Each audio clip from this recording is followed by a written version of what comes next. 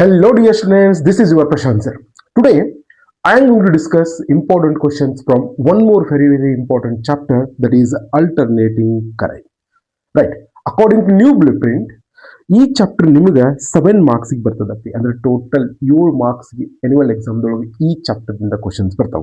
ಆ 7 ಮಾರ್ಕ್ಸ್ ಹೆಂಗ್ ಡಿವೈಡ್ ಆಗ್ತಾವು ಅಪ್ಪಿ? ಪಾರ್ಟ್ ಎ ದಿಂದ 2 ಕ್ವಶನ್ಸ್ ಬರ್ತಾವ್ರಿ. ಅಂದ್ರೆ ಒಂದು MCQ ಕ್ವಶನ್, ಒಂದು fill in the blanks question ಬರ್ತದೆ. Most probably we'll expect one MCQ and one fill in the blanks question. And part D ದಿಂದ ಒಂದು ಕ್ವಶನ್ ಬರ್ತದೆ. And this question is completely a numerical problem question. Because in all the three modern question paper, there is only numerical problem from this chapter. ಅಂದ್ರೆ ಎಲ್ಲಾ ಮೂರು model question paper ದೊಳಗು numerical problem ನ ಈ chapter ದಿಂದ ಬರೋದ್ರಿಂದ annual exam ದೊಳಗು compulsory numerical problem ನ ಈ ಚಾಪ್ಟರ್ ದಿಂದ ಫಿಕ್ಸ್ ಬರ್ತದ.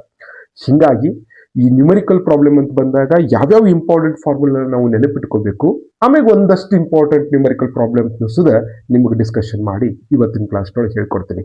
ಬಹಳ ಈಸಿಯಾಗಿ ಹೇಳ್ಕೊಡ್ತೀನಿ. ಸ್ವಲ್ಪ ಲಕ್ಷ ಕೊಟ್ಟು ಕೇಳಿದ್ರಿ ಅಂದ್ರೆ 5 ಮಾರ್ಕ್ಸ್ ಈಸಿಯಾಗಿ ನ್ಯೂಮರಿಕಲ್ ಪ್ರಾಬ್ಲಮ್ ಪಾರ್ಟ್ ಇಂದ ನಿಮ್ ಕೈಯೊಳಗೆ ಇರ್ತಾವೆ. Will start important formulas. Without wasting time will start important formulas. ಹಂಗಾರ ಯಾವ್ಯಾವ ಅಪ್ಪಿ? ಒಂದೇದು, we know that inductive reactance, that is omega into L, where omega is angular frequency and L is inductance of an inductor. XL is equal to omega L is equal to 2 pi FL, and remember omega is always equal to 2 pi F, where omega is angular frequency and F is frequency. Right up. Inductive reactance XL is equal to omega L, which is equal to 2 pi FL. Very important formula. Nenpittukoli. Capacitive reactance XC is equal to 1 divided by omega C. It should be equal to 1 divided by 2 pi FC. This is also very important formula. Remember. Right up. Impedance. Impedance Z is equal to root of R square plus XL minus XC whole square. ಇದು ಸುದ ಬಹಳ important formula ರೀ. ಇದನ್ನು ಸುದ ನೆನಪಿಟ್ಕೋಬೇಕು. ಈ ಮೂರು ಬಹಳ important formula 1 2 3. ಸಾಕಷ್ಟು problems ಕೇಳ್ಬೋದು. ಇವನ್ನ ಕ್ಯಾಲ್ಕುಲೇಟ್ ಮಾಡ್ಲಿಕ್ಕೆ ಕೇಳ್ತಾರೆ, ನೆನಪಿಟ್ಕೊಡ್ರಿ. Next, current in the series LCR circuit I should be equal to V by Z. According to Ohm's law, I is equal to V by Z is nothing but resistance. That is here it is called as impedance. Right. Phase angle between V and I. Pi is equal to tan inverse of XL minus XC divided by R. I can also write it as tan pi is equal to XL minus XC divided by R. From this expression we got this equation, right? Then put equation bandada tan pi is equal to XL minus XC divided by R. Pi is equal to tan inverse of XL minus XC divided by R. Iveredu formulas important re nenepittukolli. Next up, time lag or lead between voltage and current. Voltage ಮತ್ತು current ನಡುವೆ ಎಷ್ಟು time lag ಇರ್ತದ ಅಥವಾ time lead ಇರ್ತದ ಅಂತ ಕೇಳ್ತಾರೆ. Simple formula T is equal to pi by omega, where pi is phase angle between V and I divided by omega is angular frequency. Now seventh formula, angular resonant frequency. Angular resonant frequency omega is equal to omega naught is equal to 1 by root of LC. 1 by root of LC. One more very important formula. ಇದನ್ನು ಸಹ ನೀವು ನೆನಪಿಟ್ಕೋಬೇಕ್ರಿ. Resonant frequency F is equal to 1 by 2 pi root of LC. Suppose the question is asked to calculate angular resonant frequency, we'll use formula number 7. Suppose they simply asked to calculate resonant frequency, we'll use formula number 8. Next, power factor cos pi is equal to R by Z. ಅಪ್ಪಿ power factor ಕೇಳಿದ್ರು ಅಂದ್ರೆ direct ಆಗಿ cos pi ಅನ್ನ calculate ಮಾಡ್ರಿ. R ಎಷ್ಟದ ನೋಡ್ಕೊಡ್ರಿ, ಅಂದ್ರೆ resistance ಇಂದ circuit ಎಷ್ಟದ ನೋಡ್ಕೊಡ್ರಿ. ಇಂಪಿಡೆನ್ಸ್ ಕ್ಯಾಲ್ಕುಲೇಟ್ ಮಾಡ್ರಿ. ಆ ರೆಸಿಸ್ಟೆನ್ಸ್ ನ ಇಂಪಿಡೆನ್ಸ್ ಇಂದ ಡಿವೈಡ್ ಮಾಡ್ರಿ. Will got cos pi and this cos pi is nothing but power factor. ಯಾರು ಪೈ ಕ್ಯಾಲ್ಕುಲೇಟ್ ಮಾಡ್ಲಿಕ್ಕೆ ಹೋಗ್ಬೇಡ್ರಿ. ಪವರ್ ಫ್ಯಾಕ್ಟರ್ ಅಂತ ಕೇಳಿದ್ರೆ cos pi ಅನ್ನ ಕ್ಯಾಲ್ಕುಲೇಟ್ ಮಾಡಬೇಕು. Power in AC circuit P is equal to V RMS I RMS cos pi. ಇದನ್ನು ಸಹ ನೀವು ನೆನಪಿಟ್ಕೋಬೇಕು. ಸಿಂಪ್ಲಿ ಒಂದೊಂದ್ಸರ್ತಿ P is equal to V into I ಅಂತಾನು ನಾವು ಕ್ಯಾಲ್ಕುಲೇಟ್ ಮಾಡ್ಕೊಳ್ತೀವಿ. ಕ್ಲಿಯರ್ ಅಪ್ಪಿ? This is also power in the circuit. So ಈ ಇಷ್ಟು ಇಂಪಾರ್ಟೆಂಟ್ ಫಾರ್ಮುಲಾನ ಈ ಚಾಪ್ಟರ್ ದಿಂದ ನಾನು ಲಿಸ್ಟ್ ಔಟ್ ಮಾಡಿ ಕೊಟ್ಟಿದ್ದೀನಿ ಅಪ್ಪಿ. ಇವು ವೆರಿ ಇಂಪಾರ್ಟೆಂಟ್ ಫಾರ್ಮುಲಾಸು. ಮಿಸ್ ಮಾಡ್ಲಿಕ್ಕೆ ಹೋಗ್ಬೇಡ್ರಿ. ಈ ಫಾರ್ಮುಲಾನ ರಿಮೆಂಬರ್ ಇಟ್ಕೊಡ್ರಿ. ಮ್ಯಾಗ ಈ ಫಾರ್ಮುಲಾನ ಓದ್ಕೊಂತಿರ್ರಿ. ಎಷ್ಟ ಓದಿದ್ರು ಮತ್ತೆ ನ್ಯೂಮರಿಕಲ್ ಪ್ರಾಬ್ಲಮ್ಸ್ ಅಂತ ಬಂದಾಗ ಈ ಚಾಪ್ಟರ್ ದಿಂದ ನೀವು ಸ್ವಲ್ಪ ಮಿಸ್ಟೇಕ್ಸ್ ಮಾಡಿಸ್ತೀರಿ. ಅಂದ್ರೆ 5 ಮಾರ್ಕ್ಸ್ ಕಂಪ್ಲೀಟ್ ಆಗಿ ಬರೋ ಹಂಗ ಕಂಪ್ಲೀಟ್ ನೀಟಾಗಿ ಪ್ರಾಕ್ಟೀಸ್ ಮಾಡ್ರಿ, ನೆಗ್ಲಿಜೆನ್ಸಿ ಮಾಡ್ಲಿಕ್ಕೆ ಹೋಗ್ಬೇಡ್ರಿ. ಅದೇ ನಾವು ಈ ಚಾಪ್ಟರ್ನಿಂದ ಹಂಗ ಪ್ರಾಬ್ಲಮ್ಸ್ ಬಂದ್ರೆ ಯಾವ ರೀತಿ ಪ್ರಾಬ್ಲಮ್ಸ್ ಬರ್ತಾವು, ಇಂಪಾರ್ಟೆಂಟ್ ಒಂದಷ್ಟು ಪ್ರಾಬ್ಲಮ್ಸ್ನು ಇವತ್ತಿನ ಕ್ಲಾಸ್ನೊಳಗೆ ಡಿಸ್ಕಷನ್ ಮಾಡ್ತಾ ಹೋಗ್ರಿ. Clear? Okay P, first problem. ಇದು ನಿಮ್ಗೆ ಮಾಡೆಲ್ ಕ್ವಶನ್ ಪೇಪರ್ 1 ಕೇಳಿದಂತ ಪ್ರಾಬ್ಲಮ್ ರೀ. Model question paper 1 first all 3 model question paper ಇಂದ ಪ್ರಾಬ್ಲಮ್ಸ್ ನ ತಗೊಂಡ್ರಿ. ಆಮ್ಯಾಗ ಇಂಪಾರ್ಟೆಂಟ್ ಪ್ರಾಬ್ಲಮ್ಸ್ ಇವತ್ತಿನ ಕ್ಲಾಸ್ ನಾನು ಡಿಸ್ಕಷನ್ ಮಾಡ್ತಾ ಹೋಗ್ತೀನಿ. First problem model question paper 1 ಏನ್ ಕೇಳಿದಾರೆ ನೋಡ್ರಿ. ಅ resistor of 10 ohm and inductor of self inductance 0.05 Henry are connected in series to an AC source of 200 volt 50 Hz. Find the impedance of the circuit and current in the circuit ಅಂತ ಕೇಳಿದ್ದಾರೆ. Impedance current in the circuit ಎರಡು find out ಮಾಡಬೇಕು. First ಅಪ್ಪಿ answer ಮಾಡುವಾಗ given data ನೀಟಾಗಿ ಬರ್ಕೊಡ್ರಿ. R is given, resistance in the circuit is given 10 ohm, self inductance of the inductor is given, L is equal to 0.5 Henry, and VRMS is given, this is VRMS 200 volt, and frequency is given 50 Hz. They asked to calculate impedance and current in the circuit means IRMS. First, we'll calculate inductive reactance XL. XL is equal to formula in the 2 pi FL. 2 pi value 3.142 and F value 50 Hz. L is 0.05. Put up madri, we'll solve it. It could be 15.7 ohm. Then, by using the formula Z is equal to root of R square plus XL square, because Z is equal to root of R square plus XL minus XC whole square adari, but ill capacitance is missing. Adar bari en tagolbek ನೀವು root of R square plus XL square. Sorry, R value ಅಷ್ಟೇ 10 ohm 10 square ಮಾಡ್ಕೊಳ್ರಿ. XL find out ಮಾಡಿದ್ವಿ 15 minus 15.7 whole square. Root ದೊಳಗೆ ಹಾಕ್ರಿ, calculate ಮಾಡ್ರಿ, root ತೆಗಿರಪ್ಪಿ. Z is equal to ಎಷ್ಟು ಬಂತು? 18.61 ohm. ನಮ್ಗೆ ಏನ್ ಸಿಕ್ತಪ್ಪ? ಈಗ ಇಂಪೆಡೆನ್ಸ್ ಸಿಕ್ತು. ಈಗ ಏನ್ ಕ್ಯಾಲ್ಕುಲೇಟ್ ಮಾಡಂದಾರ್ರಿ? ಕರೆಂಟ್ ಇನ್ ದ ಸರ್ಕಿಟ್ ಅಂದ್ರೆ IRMS ಕ್ಯಾಲ್ಕುಲೇಟ್ ಮಾಡಂದರು. ಟೋಟಲ್ ಪೊಟೆನ್ಶಿಯಲ್ ಡಿಫರೆನ್ಸ್ ಅಂದ್ರೆ VRMS 200 ವೋಲ್ಟ್ ನಮಗೆ ಗೊತ್ತದ. Z ನ ಕ್ಯಾಲ್ಕುಲೇಟ್ ಮಾಡಿವಿ. It is Z is nothing but opposition offered by the flow of current in AC circuit, that means in LCR circuit. Right, ಇಲ್ಲಿ C missing ಅದ ಅಂದ್ರೆ L and R circuit. Right, Z ಇದ್ದಲ್ಲಿ 18.61 put up ಮಾಡ್ರಿ, ratio calculate ಮಾಡ್ರಿ. IRMS should be equal to 10.75 ohm ನಿಮ್ಗೆ answer ಬರ್ತದ. ಈ problem ನ ನೀಟಾಗಿ ಪ್ರಾಕ್ಟೀಸ್ ಮಾಡ್ಕೊಟ್ರಿ. ಇದೇ ಸಿಮಿಲರ್ ಪ್ರಾಬ್ಲಮ್ ಆನ್ಯುವಲ್ ಎಕ್ಸಾಮ್ ದಾಗ ಬರುವಂತ ಚಾನ್ಸ್ ಇರ್ತದೆ. Next question number 2. Problem number 2. Abhi problem number 2 is from model question paper number 2. Right. ಏನ್ ಕೇಳಿದಾರೆ? A resistor and an inductor and a capacitors are connected in series with 110 volt and 100 Hz AC source. Right, and the frequency is given 100 Hz and VRMS is given 110 volt. In the circuit, the voltage leads the current by 35 degree. In the circuit, voltage leads the current by 35 degree. Voltage leads the current means XL is greater than XC. Right, if the resistance of the resistor is 10 ohm and the sum of inductive reactance and capacitive reactance is 17 ohm, that means they have given resistance is 10 ohm and XL plus XC is equal to 17 ohm. Right, then calculate self inductance of the inductor. They asked to calculate L na calculate ಮಾಡ್ರಿ ಅಂತ ಹೇಳಿದ್ದಾರೆ. self inductance of a inductor. Simple ಅಪ್ಪಿ ಕೊಟ್ಟಿರ್ತಕ್ಕಂಥ given data ನ ಬರ್ಕೊಳ್ರಿ. First VRMS is equal to 110 volt, the frequency 100 Hz, resistance is 10 ohm. They asked to calculate self inductance L. Right, they have given voltage leads the current, that means XL is greater than XC by pi is equal to 35 degree, and the sum of inductive and capacitive reactance also given, XL plus XC is equal to 17 ohm. To calculate L, first we need to calculate XL. ನೆನಪಿಟ್ಕೊಡ್ರಿ, ನಿಮ್ಗೆ L ಕೇಳಿದ್ರು ಅಂದ್ರೆ XL ನ find out ಮಾಡ್ಕೋಬೇಕು, C ಕೇಳಿದ್ರು ಅಂದ್ರೆ XC find out ಮಾಡ್ಕೋಬೇಕು. ಇದು ನಮ್ದು ಮೇನ್ ಮೋಟಿವ್. ಕರೆಕ್ಟ್ ಅಪ್ಪಿ? ಈಗ XL plus XC 17 ohm ಅಂತ ಅವ್ರು ಕೊಟ್ಟಿದ್ದಾರೆ.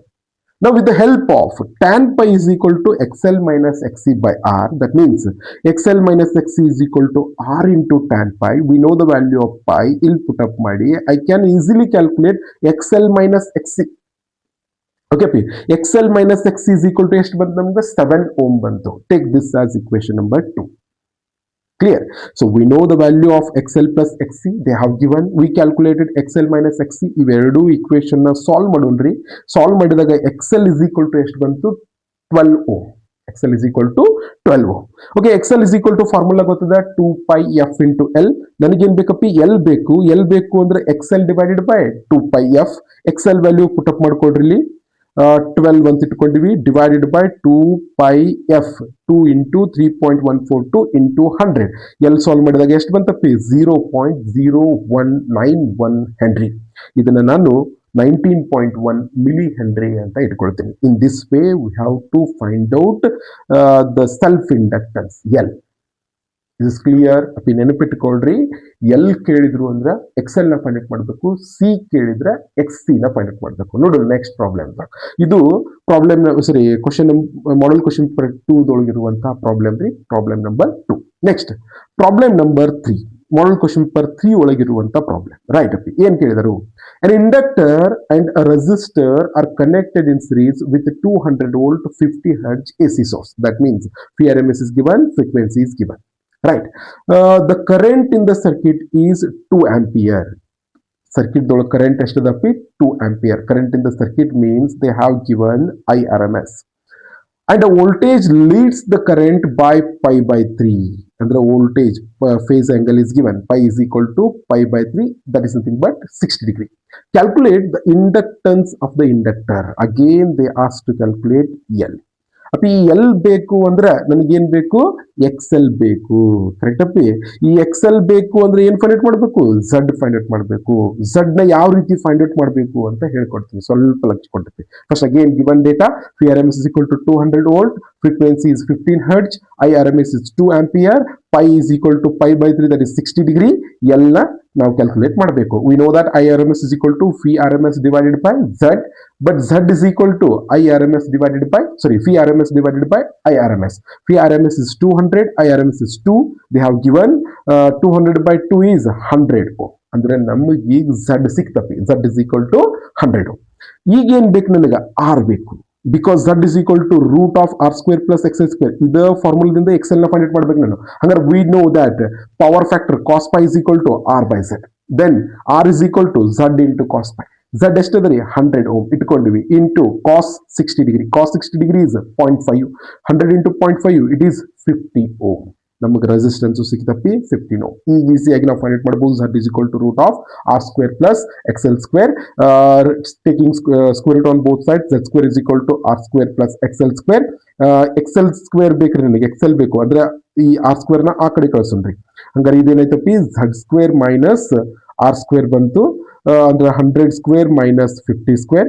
100 square ನ calculate ಮಾಡ್ಕೊಡ್ರಿ. XL is equal to ಎಷ್ಟು ಬಂತು? 86.6 ohm. This XL is equal to 86.6 ohm. XL is equal to another 2 pi FL. Adre L is equal to XL by 2 pi F. XL ಗೊತ್ತದರಿ 86.6 divided by 2 3.142 into 50. Solve ಮಾಡ್ರಿ ಎಷ್ಟು ಬಂತು? L is equal to 0.276 Henry. ಅಪ್ಪಿ ಈ ತರ problems ಕೇಳ್ಬೋದು. ಇದು ಮಾಡಲ್ question paper 3 ದೊಳಗೆ ಕೇಳಿದಂತ problem ರೀ. ವಿದೌಟ್ ವೇಸ್ಟಿಂಗ್ ಟೈಮ್ ಈ ಪ್ರಾಬ್ಲಮ್ ನೀಟಾಗಿ ಪ್ರಾಕ್ಟೀಸ್ ಮಾಡಿ ಸಿಮಿಲರ್ ಪ್ರಾಬ್ಲಮ್ ಬರುವಂತ ಚಾನ್ಸ್ ಇರ್ತದೆ. Next question number 4, problem number 4. ಇನ್ನೂ ಡಿಫರೆಂಟ್ ಬೇರೆ ಬೇರೆ ಪ್ರಾಬ್ಲಮ್ಸ್ ನಾನು ಇನ್ಕ್ಲೂಡ್ ಮಾಡ್ಕೊಂಡಿನಿ. ಪ್ರಾಬ್ಲಮ್ ನಂಬರ್ 4 ಏನಿದೆ ನೋಡ್ರಿ. Resistance of 50 ohm and inductance of 10 millihenry and a capacitance of 20 microfarad are connected in series to a 220 volt 50 hertz AC source. Calculate the current in the circuit and the power factor. Right up. What they have given data are resistance in the circuit estadappi 50 ohm, inductive self inductance estada L is equal to 10 into 10 raised to minus 3 Henry. Capacitance estadari 20 into 10 to the power minus 6 farad. PRMS is given 200 volt, frequency is given 50 hertz. First we'll calculate inductive reactance. XL is equal to 2 pi FL. 2 pi value 3.142, F is 50 hertz, L is 10 into 10 raised to minus 3. Solve madri, it is 3.14 ohm. Capacitive reactance X is equal to 1 by 2 pi FC. 1 divided by 2, pi value 3.142, F is 50 into C value is 20 into 10 to the power minus 6. Solve madidre ಎಷ್ಟು ಬರ್ತದೆ? 159.1 ohm. Impedance ನ calculate ಮಾಡಬೇಕು. Z is equal to root of R square plus XL minus XC whole square. Solve ಮಾಡಿದಾಗ 163.8 ohm ಬಂತ್ರಿ. IRMS is equal to PRMS divided by Z. IRMS is equal to ಎಷ್ಟು ಬಂತು? 1.343 ampere ಬಂತು. Power factor cos pi is equal to R by Z. Cos pi is equal to 0.36 3053. Current in the circuit is 1.343 ampere. Current in the circuit ಕೇಳಿದ್ರು ಅಂದ್ರೆ IRMS calculate ಮಾಡಬೇಕು.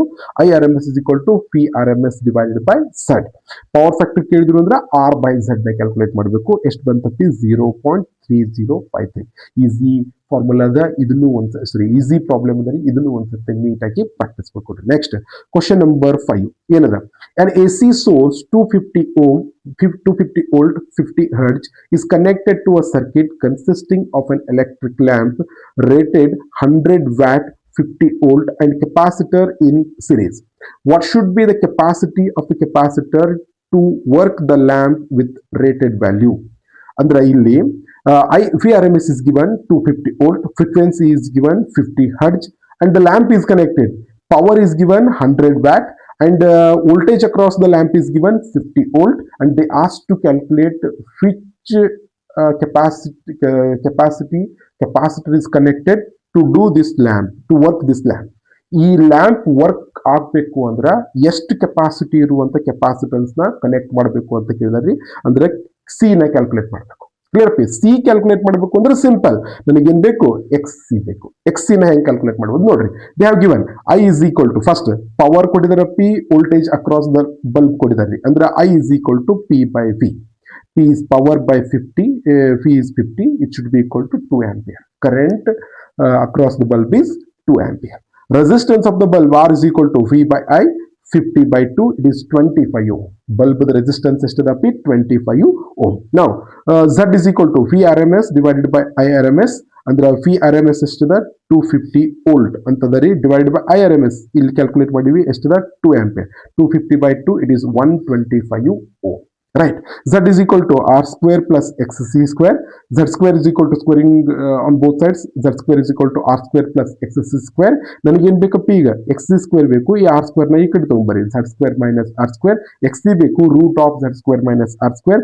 XC ಅಂದ್ರೆ 1 divided by 2 pi FC which is equal to root of Z square minus R square. ನನಗೆ C ಬೇಕಲ್ರಿ. C ನ ಈ ಕಡೆ ಇರಿ, ಇದನ್ನ ಈ ಕಡೆ ತಗೊಂಬರಿ, ಈ ಕಡೆ ತಗೊಂಬರಿ, ಇದನ್ನ ಈ ಕಡೆ ತಗೊಂಬರಿ. ಅಂದ್ರೆ C is equal to 1 divided by 2 pi F root of Z square minus R square. C is equal to 2, 3.142, F value 50 hertz, root of 125 square minus 25 square. Solve ಮಾಡ್ರಿ. C is equal to ಎಷ್ಟು ಬರ್ತದೆ 25 microfarad. So ಈ ತರ capacity of capacitor ಕೇಳಿದ್ರು ನಿಮಗೆ solve ಮಾಡ್ಲಿಕ್ಕೆ ಬರಬೇಕು. Very important problem ರೀ. ಇದನ್ನು ಸುದ ನೀಟಾಗಿ ಪ್ರಾಕ್ಟೀಸ್ ಮಾಡ್ರಿ. Next question problem number 6. A source of alternating current EMF of a frequency 50 Hz is connected in series with a resistance of 200 ohm, inductance of 0.1 Henry and a EMF of 30 microfarad.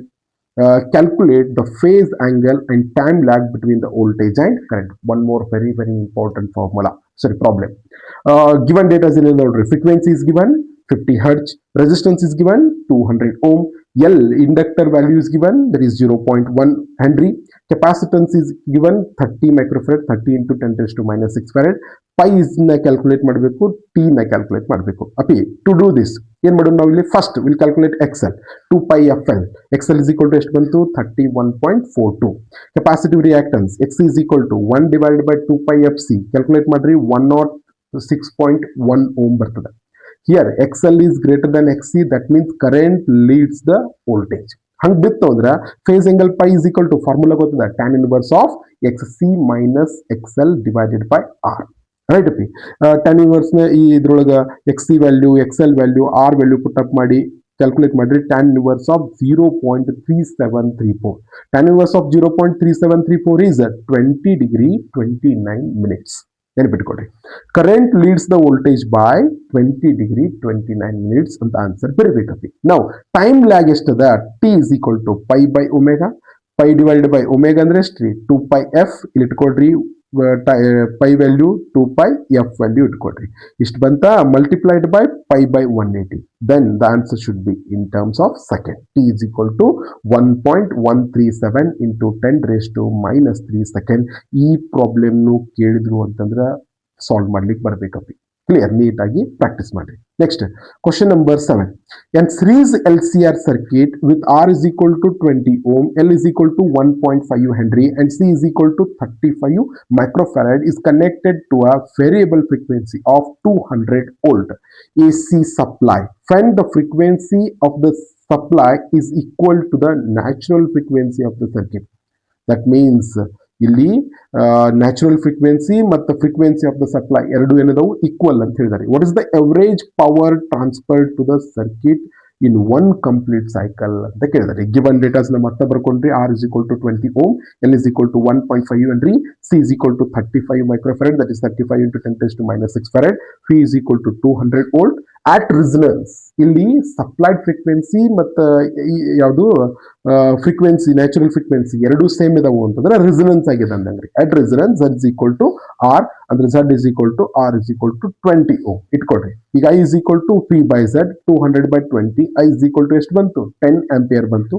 Power is equal to P by I, P ಕೊಟ್ಟಿದ್ದಾರೆ 200 volt, I ಬಂತು 10 ampere, 200 into 10 that is 2000 watt. Simple problem ಅದ, ನೀಟಾಗಿ practice ಮಾಡಿ.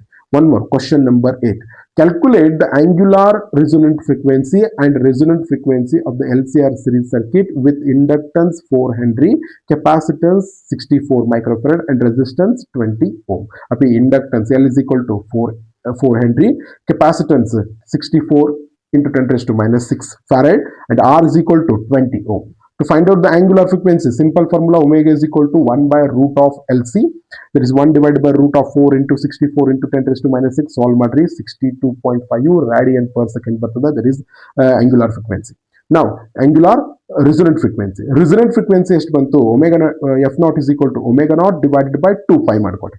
omega naught divided by 2 pi ಮಾಡ್ರಿ ಸಾಕು. ಅಥವಾ ಇದನ್ನ ನೀವು ಹಿಂಗೂ ಕ್ಯಾಲ್ಕುಲೇಟ್ ಮಾಡಬಹುದು. 1 divided by 2 pi root of LC ನು ಕ್ಯಾಲ್ಕುಲೇಟ್ ಮಾಡಬಹುದು. ಈ 1 by root of LC calculate ಮಾಡ್ರಿ, ಇದ್ರ ಜೊತೆ ಇಲ್ಲಿ divided by 2 pi ಮಾಡಿಬಿಟ್ರೆ ಆನ್ಸರ್ ಬಂತು 62.5 divided by 2 into 3.152. ಸಾಲ್ವ್ ಮಾಡ್ರಿ. ರೆಸೊನೆಂಟ್ ಫ್ರೀಕ್ವೆನ್ಸಿ ಎಷ್ಟು ಬಂತು? 9.952 hertz. These are some important problems I have included in my lecture. ಇಷ್ಟು ಪ್ರಾಬ್ಲಮ್ ನ ನೀಟಾಗಿ ಪ್ರಾಕ್ಟೀಸ್ ಮಾಡ್ರಿ. ಯಾವುದೇ ಪ್ರಾಬ್ಲಮ್ ಏನ ನಿಮ್ಗೆ ಕ್ವಶನ್ಸ್ ಇದ್ದು ಅಂತಂದ್ರೆ you can meet me at any time. You can ask me through comments also. Thank you very much. We'll continue with another chapter in another class. Thank you. We'll continue.